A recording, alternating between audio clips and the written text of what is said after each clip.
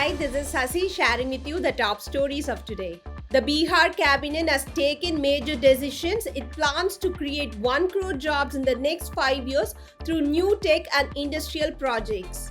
The government approved an AI mission and a tech hub with a defended corridor, semiconductor park, and global tech centers. It will also build townships in 11 cities and revive sugar mills. The aim is to boost jobs, investment, and development across Bihar. Assam Chief Minister Himanta Biswa Sarma has tabled the Assam Prohibition of Polygamy Bill 2025 in the State Assembly. The bill seeks to ban polygamy and make second marriages illegal while the first marriage is still valid. It has been cleared by the cabinet but is not yet a law. The assembly still has to pass it. The bill also promises support for women affected by polygamy. Assam CM Himanta Biswa Sarma has told the assembly that singer Zubeen Garg's death was not an accident but plain and simple murder.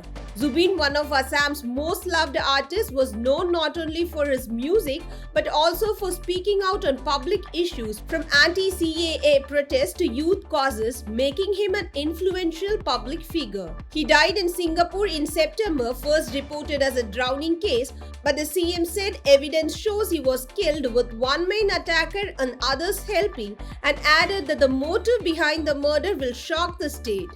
A special investigation team is probing the case, and the CM said the motive behind the murder will shock the state. Protests have broken out in New Delhi after a class 10 student from St. Columba School died by suicide. In his note, the boy accused several teachers of harassment. Family members and students are demanding their arrest. 4 teachers have been suspected and police have begun an investigation.